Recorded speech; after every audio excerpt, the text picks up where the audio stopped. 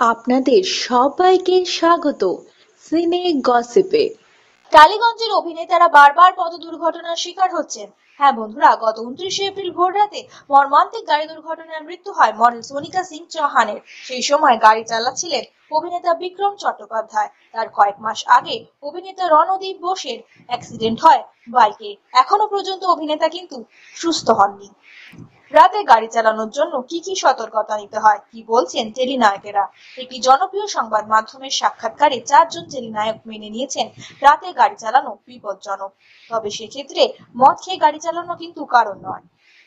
মিলন তিথির নায়ক জিতু কমল, তার পরিবার থাকে উত্তর কলকাতায়, তবে তিনি পরিবারের থেকে আলাদাই থাকেন দক্ষিণ কলকাতায়। তার একটি বড় কারণ হলো দুর্ঘটনার ভয়। প্রথম অভিনেতা গাড়ি চালিয়েই উত্তর কলকাতার বাড়িতে ফিরতে রাত হতো। প্রায় ক্লান্ত থাকতেন, তাই ঘুম পেয়ে যেত। প্রথমে তিনি ভাবতেন এসি চালিয়ে ড্রাইভ করছেন বলে ঘুম পাচ্ছে। পরে তিনি বাইক নিয়ে যাতায়াত শুরু করেন, কিন্তু দেখলেন ঘুম আরো বেশি পাচ্ছে। তাই অভিনেতা মনে করেছেন যতটা সতর্ক থাকা যায়, সেই জন্যই টালিগঞ্জে থাকা শুরু করেন জিতু কমল।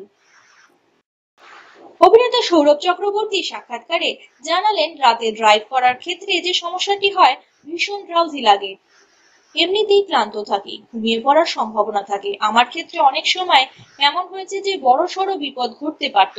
যা যা সতর্কতা নিতে হয়, যেমন সিট বেল্ট ঠিক করে পরা, রাশ ড্রাইভিং না করা, সেসব মেনেও কিন্তু ওই সমস্যাটা থেকেই যায়।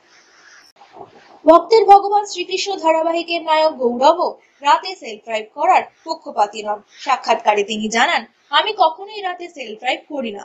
শুটিং ছেড়ে বাড়ি ফেরার পথে সবসময় প্রোডাকশনের গাড়ি ব্যবহার করি। প্রোডাকশনের গাড়ি যারা চালান তাদের সকলের উপরই আমার ভরসা রয়েছে। প্রত্যেকেই খুব ভালো ড্রাইভার, কিন্তু ওদেরও প্রচন্ড পরিশ্রম হয়। কখনো হয়তো অনেকটা বেশি সময় ডিউটি করতে হয়। সেক্ষেত্রে যদি আমার তাদের কাউকে দেখে মনে হয় তিনি ড্রাউজি হতে পারেন, আমি অন্য কোনো ড্রাইভারকে সঙ্গে দিতে বলি, বা তেমন দেখলে ক্যাব সার্ভিস থেকে ক্যাব আনিয়ে নিই। কোনো রকম ঝুঁকি নিতে চাই না। আমার দুর্গা ধারাবাহিকের নায়ক ঋতুজিৎ চট্টোপাধ্যায় মনে করেন রাতে জোরে গাড়ি চালানো বিপজ্জনক। হ্যাঁ বন্ধুরা, তিনি বলেন অনেকেরই ভুল ধারণা আছে রাতে রাস্তাঘাট ফাঁকা থাকে, তাই খুব স্পিডে গাড়ি চালিয়ে তাড়াতাড়ি বাড়ি ফেরা যায়। এই ধারণা কিন্তু ভুল। রাতের বেলায় কিন্তু অ্যাক্সিডেন্টের সম্ভাবনা বেড়ে যায়। গাড়ি দুর্ঘটনার অন্যতম কারণ হিসেবে তিনি রেড লাইট না মানার কথাও বলেছেন। তিনি মনে করেন গাড়ির থেকেও বেশি অ্যাক্সিডেন্ট হয় স্কুটি আর বাইকে। তো বন্ধুরা, শুনলেন তো আপনাদের প্রিয় টেলিনায়কেরা কি বলছেন রাতে গাড়ি চালানোর ব্যাপারে।